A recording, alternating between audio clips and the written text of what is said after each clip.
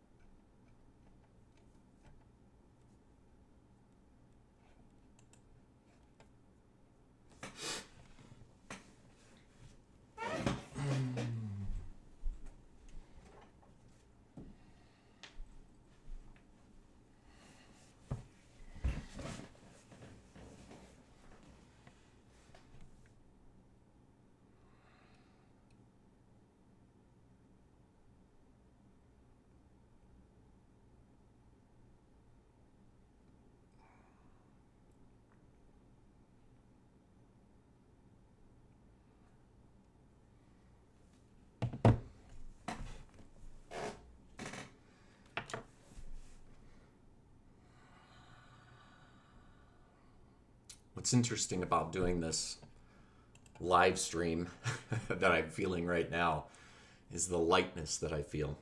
Because normally, if I'm offering something of myself, I wanna fix it and I wanna trim it up and I wanna make it look good, so that I look good, so I can create creatability within your world, so you'll take me seriously.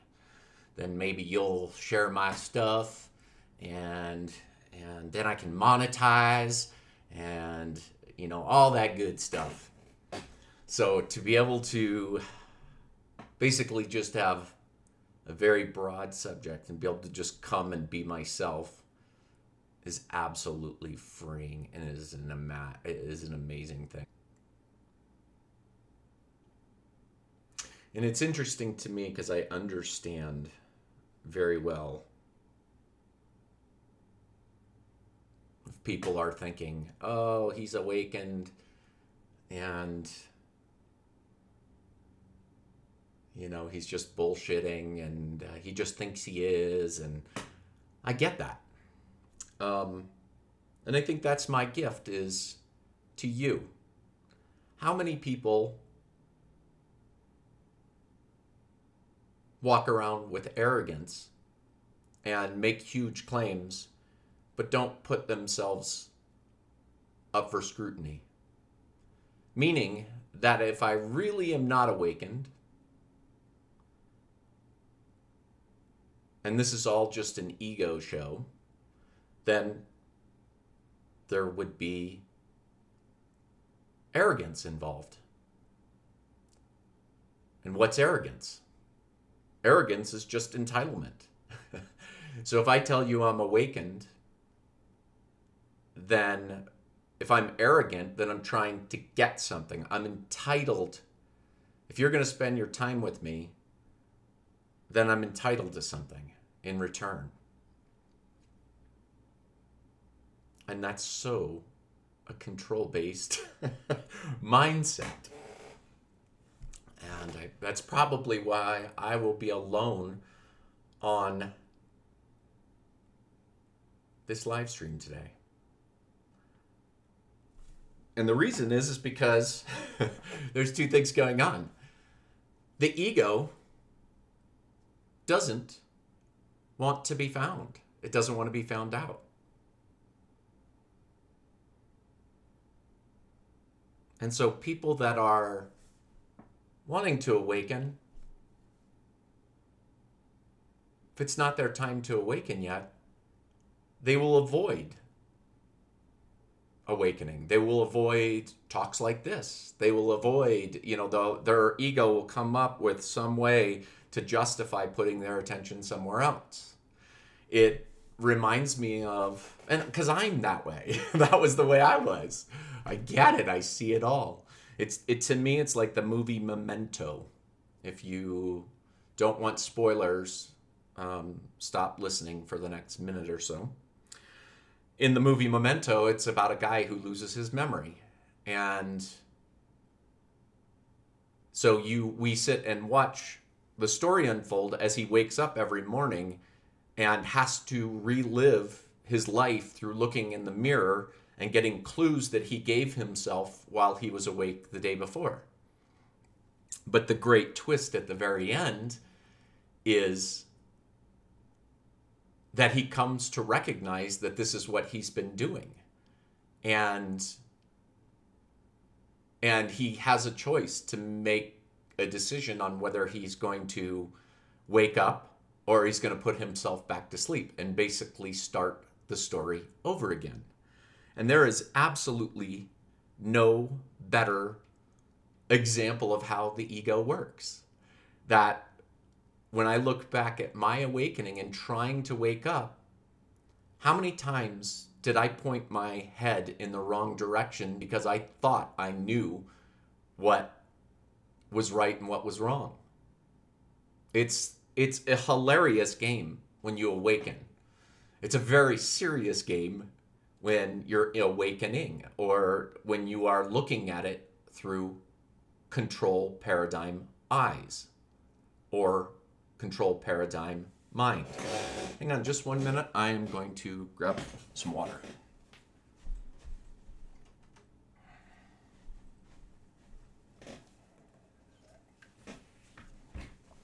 It's funny because I've noticed for quite some time that I actually had friends that were awakened souls.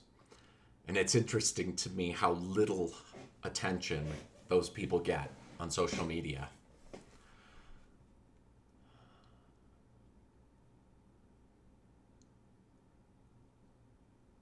And I get it now. I get it now why people aren't joining me today. Why people aren't really connecting with me on social media. The ego is wriggly. It doesn't want to hear the message that I'm speaking right now. It doesn't want you to believe that you're a part of the egoic world. Because if it finds out, then everything dissolves. I'm so sunburned. I was sunburning the other day. So my awakening. So let me just unpack this right away. That I get it. If there's people that are going, oh, he's not really awakened, it's just another false awakening. It reminds me of actually, if you're in Colorado Springs or if you've been to Colorado Springs, there's a thing called the incline, which is this, I can't remember, it's a mile, but it's uphill. And somebody described it once as the soul crusher because it's just steps that go up like this. And it's painful. It's very hard. But what's interesting about it is there's a false summit. And that means that you're always looking up and you're seeing this, what you think is the summit, and you're sweating and my heart rate's at 190 and I'm like, oh, and then all of a sudden you come to recognize that, yeah, that was a false summit.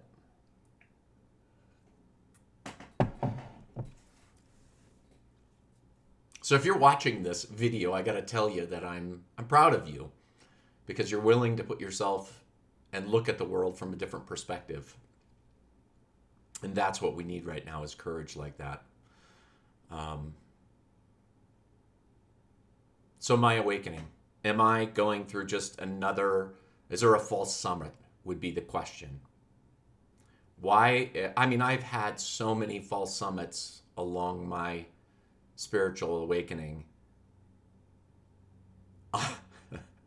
I get it. I know why you would question me. Because there's, I recognize that there's people that have no idea what the fuck an awakening is because they haven't even started a journey of awakening. Everything is just, their whole reality is based upon what they've been told.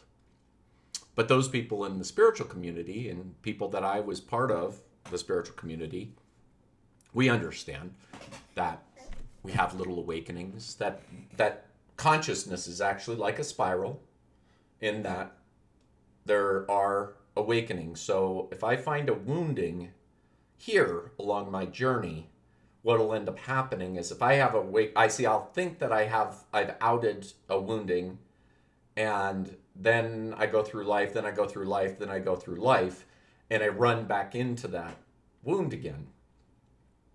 And running into that wound at first was really jarring because it felt like, oh, I haven't done any work, I'm not going anywhere. And then I was coached by a mentor to recognize that what I was seeing was the wounding from another level of consciousness. And this happened, I've been at this for like hardcore. I would say that my awakening started the minute that I recognized that I had behaviors that I was doing from psychology of woundings when I was young. When I outed those first parts, that's when I started to wake up to how the ego works. Yeah, water just sprayed all over me. So I've been at this journey for over a decade, and so this is what I'm unpacking. Why do I feel like this is different than all the other false awakenings that I've had in the past? First of all, I've taken the intellectual's route through awakening, which means that I've read or listened to all the great spiritual people, the Alan Wattses, the Eckhart Tolle, what is it, Meister Eckhart, you name it, I've read them. I've got the jargon, and it's all unnecessary. It was always unnecessary, but I'm also not mad about it. I like it. It's okay. It's one way that I know that I play in the world. I like to play that way in the world. I like to know language, and I like to be there. But what I recognized is that awakening is a human experience that everybody can have. There's not an intelligent, smarter people makes no indication on whether they will awaken or not. In fact, being really intelligent was a huge, caused a lot of arrested development for me because I intellectualized everything rather than experienced it.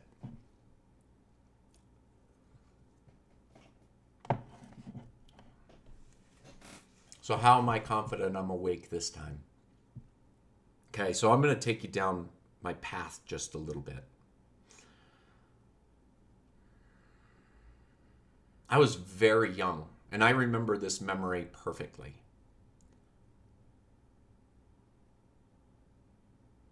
I remember just aching to want to know about the truth why I was on this earth.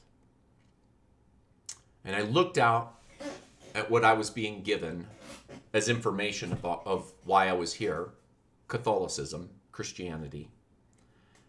And it wasn't necessarily the basis of it. It was how people reacted to the messages. I just thought Jesus was the way. I just thought he was the truth. Like he had it right. Like this is the way that we should live in the world. And then I saw that Christians weren't acting that way. And that really that pushed me away from Christianity a lot.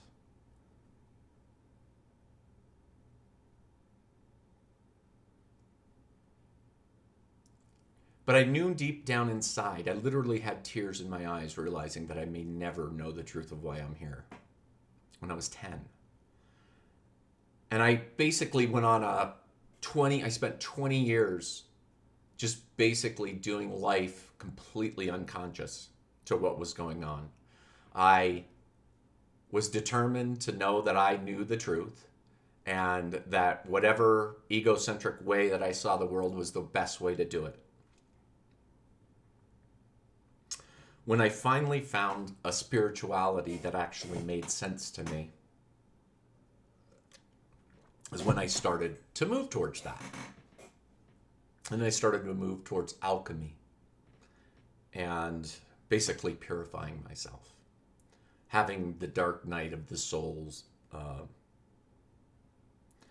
And I would describe maybe the first 5 years of my journey spiritually as an egoic spiritual journey, meaning that I was working to wear the right clothes, to fit into the right group that would make me seem, that would like take me as, somebody that believed what they believed. So I morphed myself into all these different, I kept trying to kind of wedge myself in. And after experience, I started to come really good friends with my unconscious and made a determination that I would do it. And I got to where a lot of people are today, and especially young people. If there's a message that could go out to people right now, is I get you, I understand. And here's what I'm talking about. Is when you start to question life and you look at it and you start looking at meaning, we have a very deconstructionist view. Atheists are doing it in a big way, tearing apart what we find meaningful. And I'm not saying they're wrong. I'm just saying that where that perspective led me to was basically the truth of determinism, that everything was already figured out. And so what do I do with that? And I kept trying to push happiness onto myself. How could I finally be happy? So I dated people. I had tons of relationships that ended just in the most absurd way. And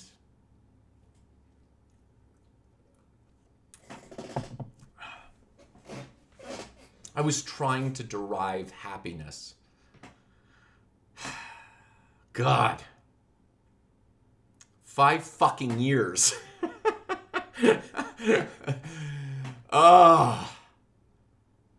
It's been really hard. So if you think that anything has been easy in my world, it has been a fucking drag.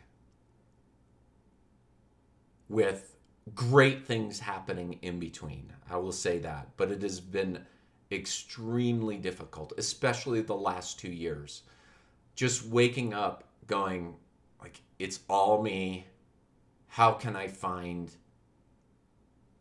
a way to be happy today? Because the things that I used to see that were meaningful were no longer meaningful to me. The things that were meaningful were barely meaningful enough to keep me on this physical plane.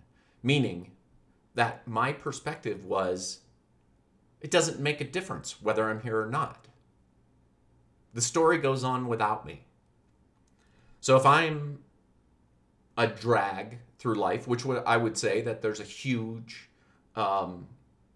cultural call to get rid of us slackers, and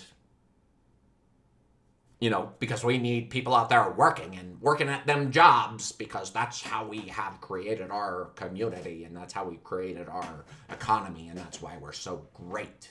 If we can just get rid of these people that want to consider life. No, don't consider life. Sit down with your damn pencil in your cubicle and get to work. There's all these voices, and they're funny, and I'm playing, and I'm making fun. Because I'm making fun of myself at the same time. So when I got there, it was like, I finally got to the point where, after my last relationship ended so absurdly, ridiculously, I was like, okay, universe, you're gonna have to bring me the perfect situation. Otherwise, I'm not taking this ride anymore. I'm done with it. So I would describe the last 2 years as spending a lot of time by myself, to questioning relationships, questioning my own thoughts. It was up and down. There were months of just being so content with myself. And at some point it started to begin to turn back into depression. I'm good at depression. I've done depression, like stick a gun in your mouth kind of depression. Obviously, I didn't pull the trigger. And I noticed that I began to sink into depression again, and I knew what depression was, so I started doing what I know to do to get out of my depression. I started, doing physical activity, and I started being more playful and getting myself out there. Anyway, the universe delivered me an angel.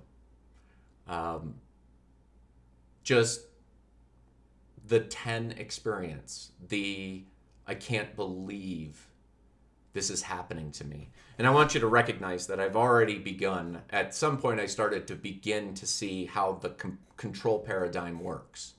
Our culture, the mass idea of how control works is wildly off base. They're so wrong about how it works. The way that our culture works at it is narcissists are bad, codependents are fine. Which is just unbelievably limited thinking. But it works to make a narrative. That way you can have a nice dramatic narrative if that's the play, because then you've got an out for all of your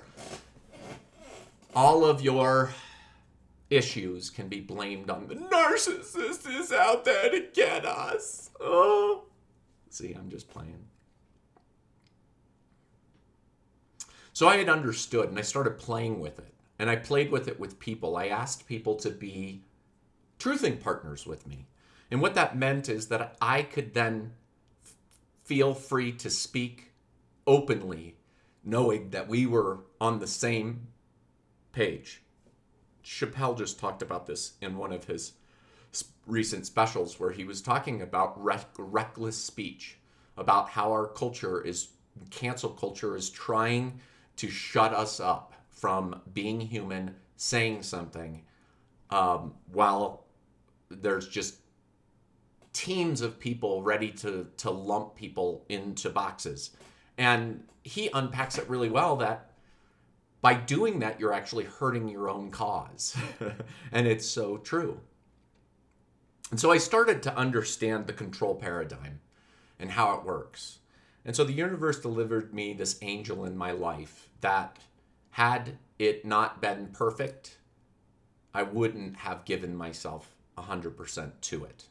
And in giving myself and being vulnerable to it, I allowed myself to open myself as widely as I possibly could to this person. And without getting into the nitty-gritty, because the details don't matter. It's just archetypes. It's just archetypal patterns coming through your life. And I can just say that the ending of the relationship and the way that it turned 180 degrees from to a 10 to just off was so wildly absurd that it made me realize what a fucking joke the control paradigm is. Like,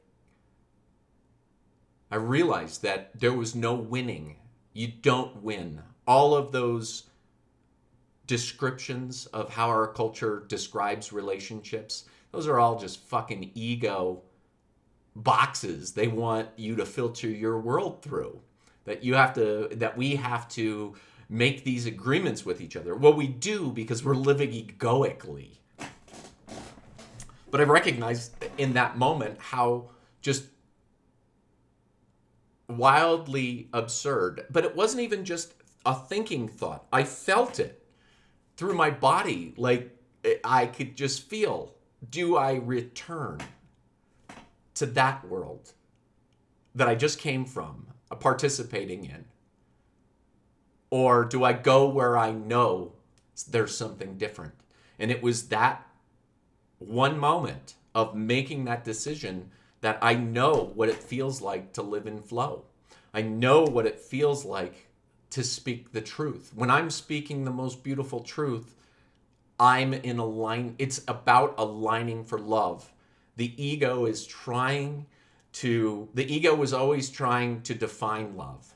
It always wanted to, it used love. It used love in order for its game. It said, I was the one that loved. I loved harder. I need to find somebody that's willing to love as much as me. God, that's so stupid to me now. But that's the game of the ego. And that's the interesting thing, is you can just choose to not play that. That what I recognized is that if I live instinctively, if I live interdependently, I live in flow. That there is, when people talk about trusting God, like people, you see these weirdos, you call them weirdos because they say to you that I trust God. And I think it's them saying the same thing as I'm saying, that God, like I am motivated. I recognize how I was motivated when I lived in the control structure. And I understand how I'm motivated now. To trust and have faith in God, to me, means that I have faith in my own motivation.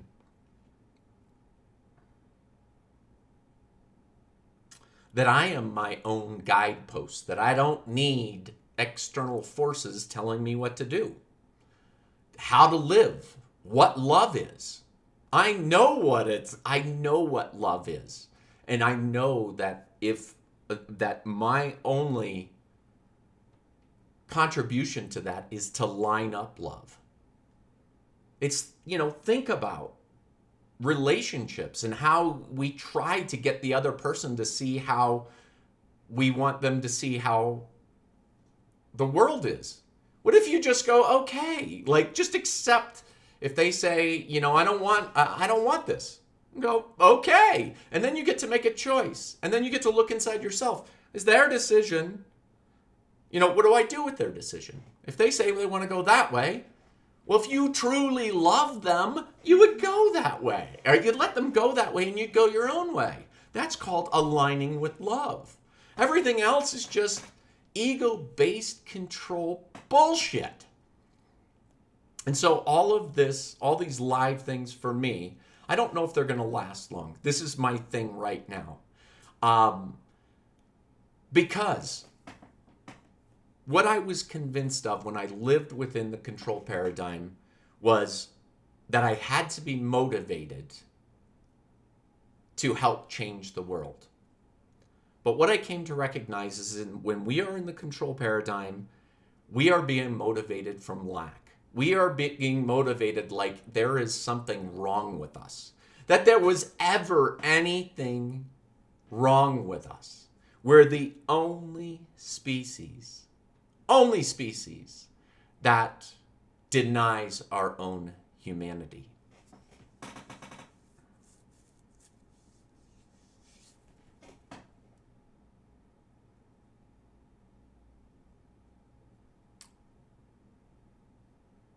People are feverishly reaching to be right right now. Step back. Get away from the elephant for a second. Look at the big picture. You can awaken because it's so absurd. The control paradigm is playing out at such an incredible rate right now. You have everything you need to look at it and make the same decision that I made. I won't participate in that because that's not leading anywhere. It's not leading anywhere. So what have I done? What is the shift? You'd say, okay, Jim, where are you motivated from? And that's kind of that you get to a deterministic, nihilistic sense. Like that's where I got to is like, it makes no difference what I do. I'll just be feeding the ego if I participate. No, that's not what it is. When I awakened, what I recognized is my job is not to make value judgments about the participants in the game. To, just picture in your mind the earth, like all of us together. We're playing a game. A game.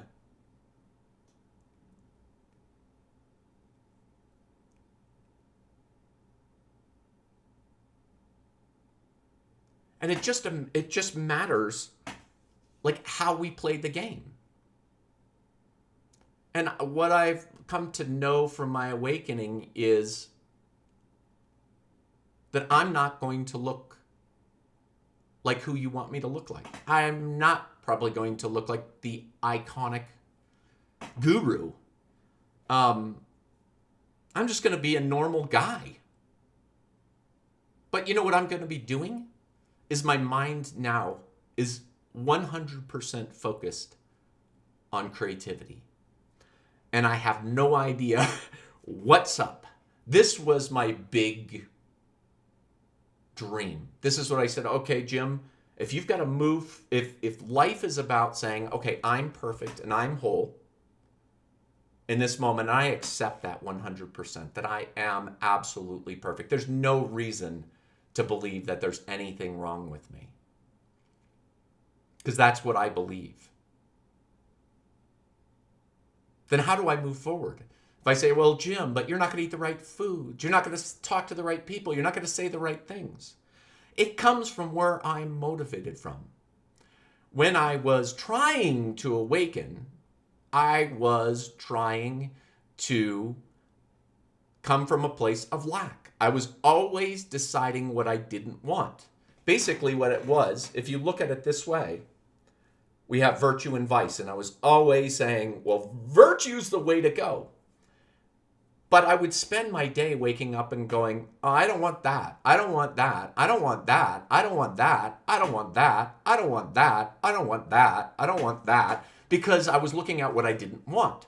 What do you think news articles are written for? Just pay attention to a news article, okay? You know what I'm saying? Just look at the news article.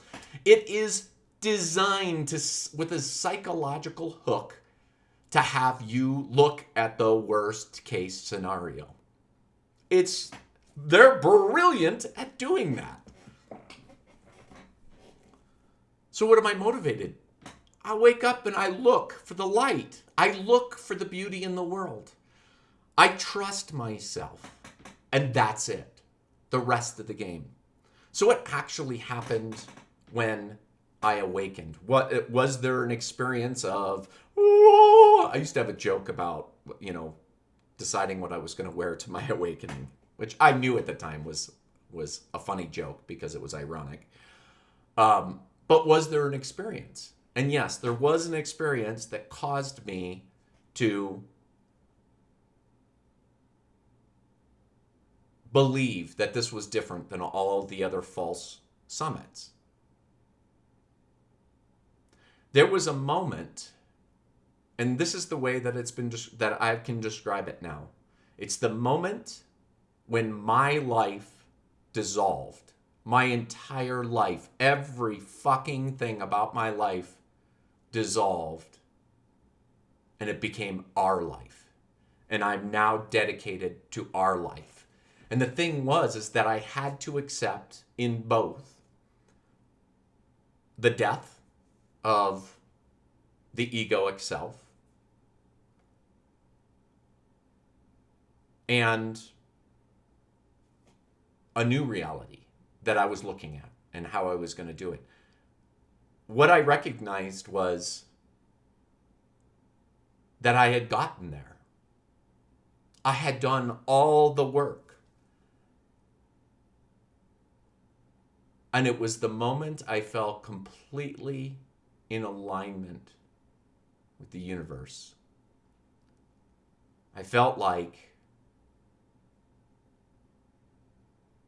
I could drop dead and every tear, every piece of my journey had worth.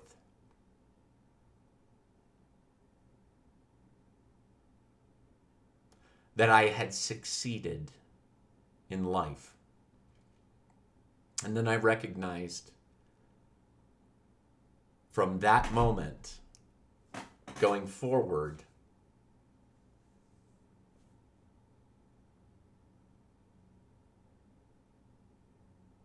is just creation.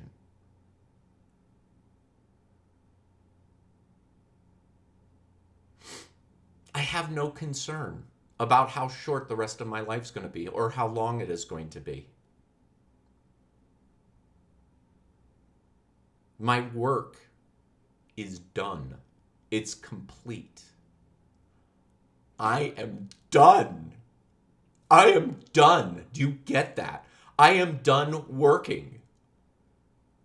That is what you get when you say yes to awakening. You will not work at all the rest of your life.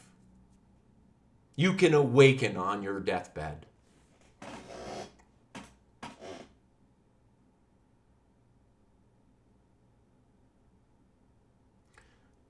The rest of my life is dedicated to play. It is playing with universe, with people. All my job is now is to align with love. If I'm called, I now am centered. I've aligned my head, my heart, and my gut. I am my own guru. I feel with the most delicate sensitivity when somebody brings an invitation to play in a drama and in their drama, when they want to justify their position.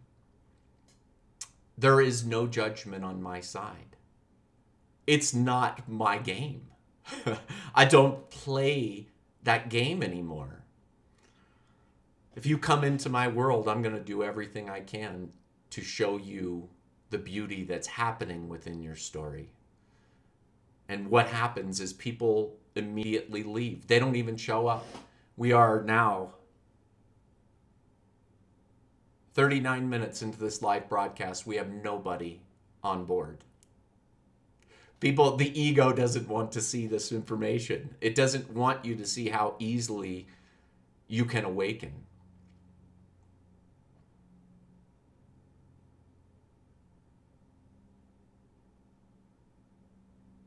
You know, is that just you making a decision?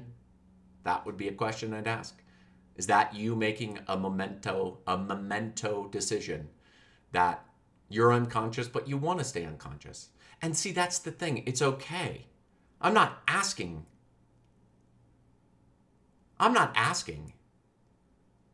or requiring anybody to wake up. It's part of the game. I love the game.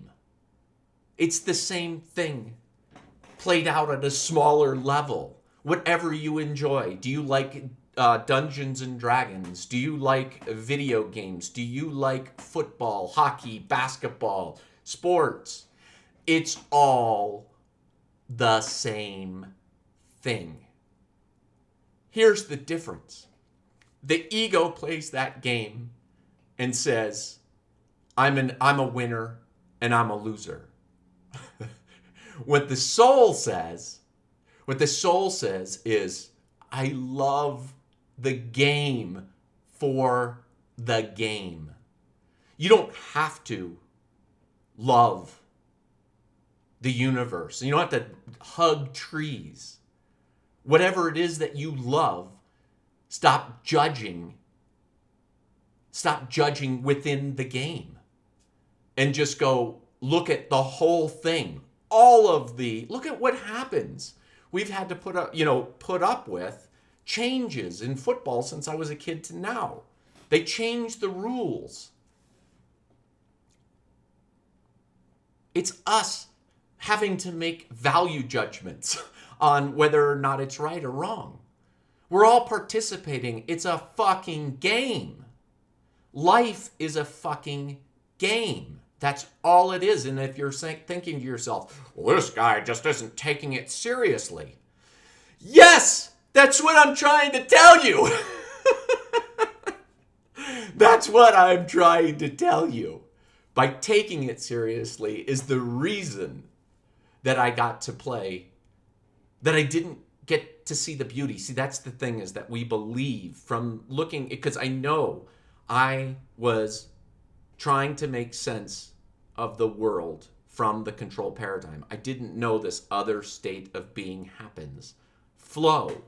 You feel it. You feel that there's I should be here. I should be there. I should be here. I should be there. Rather than this incessant mind trying to make sense of the world.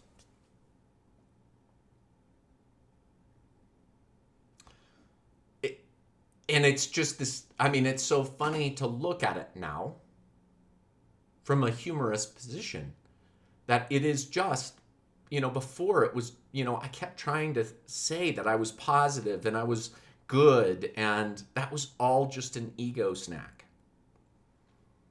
That was an ego snack. And I also, here's another thing, is I always thought I was going to be this great minister, or if I ever was awakened, people would come to me and I'd be the one that would explain all this stuff. And what I recognize now is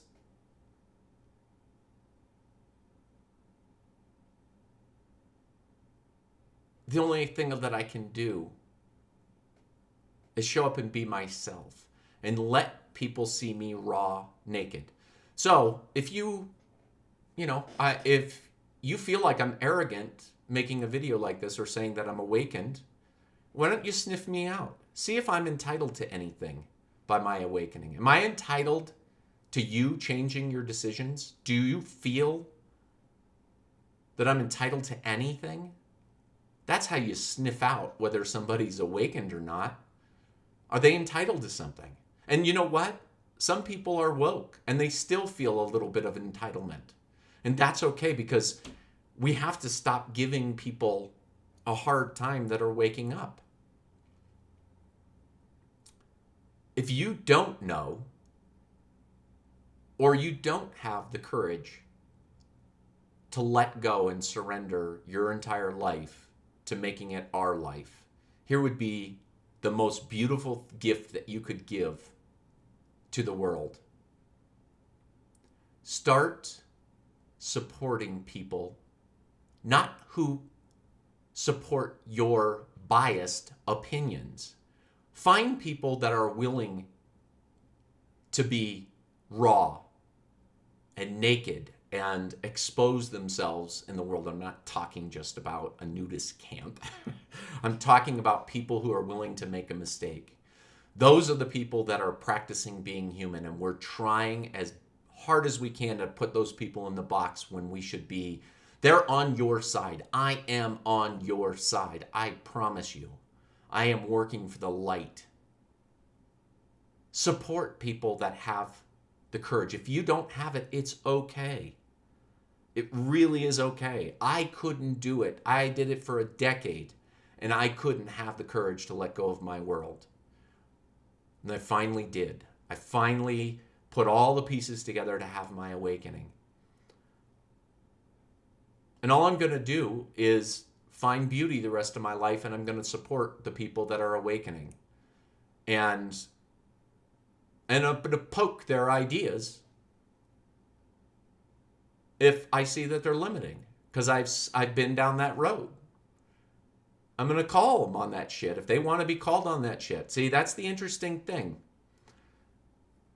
Because I also learned that of this authority thing. I don't want anybody to look at me as an authority. I want you to understand when you come to me, I'm going to treat you like you're also authority. That's interdependency. People come to me and they think that I'm weak because I'm not acting and telling them what to do. No, I'm sitting there simply being a model of somebody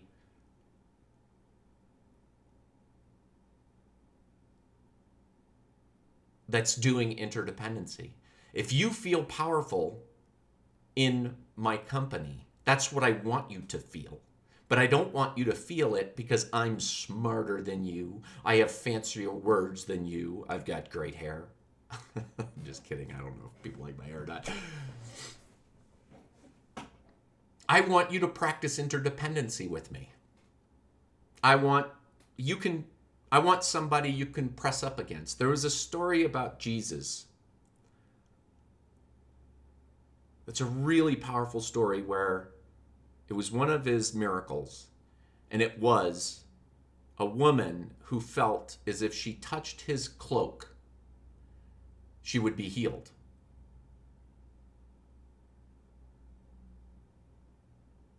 And the story goes that he felt someone tug on his cloak. He felt the healing occur, and then looked out in the crowd trying to find the person who had tugged at his robe.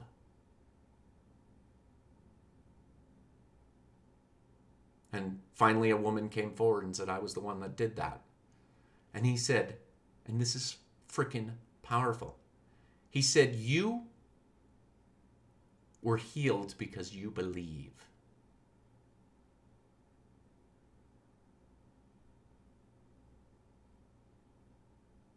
I remember being a kid and thinking that Jesus held the power. I don't believe that at all anymore. I think every one of you, every one of us has that living inside of us, that we can be healed. I mean, look at how we're distracted. We're so distracted with saving our lives, we look for the cure. Oh my God, is this a perfect time to look out at that? We looking so much at the cure rather than looking for the healing.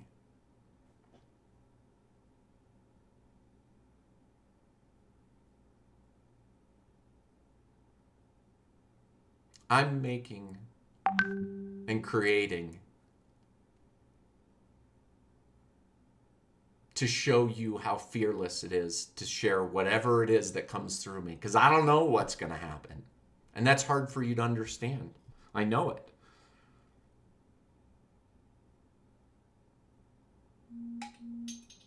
But I'm perfect. And there's no reason that I shouldn't shoot for my grandest dream, the thing that I want to do more than anything. But the thing is what I didn't know before was, in our culture, it's like, yeah, you go for it. Let's say you want to be the president of the United States, and then you find out that it's impossible for you to be the president of the United States. See, in our culture, from the control paradigm,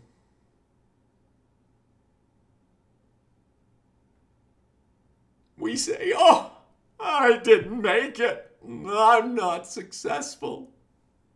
From flow paradigm, it simply says, I go at that. And then when the next greatest thing hits, I go towards that. And then when I feel the next greatest thing, I go towards that. So I don't know what I'm going to be doing. And I have a great sense that I'm not going to be doing this, sharing a lot of my awakening. And the fact that I have 0 people watching this is, it's not a cut to me. It's just, do people want this? Is this even going to help anybody? But it doesn't matter because it's what I want to do. And I feel great. I'm sitting here spilling my beans to you. I am as vulnerable as I possibly can. I'm speaking without a script, without coming here prepared with anything. I'm putting myself out to be scrutinized, for people to find the holes, to take a clip from this and twist the narrative so it fits their narrative, their biased narrative. If you knew how liberating that was and how amazing that is, you would understand that maybe, me not having anybody here could be a bummer. I'm like, no way, are you kidding me? I love doing this. I'm sharing myself completely, fully, vulnerable. I could never do that before.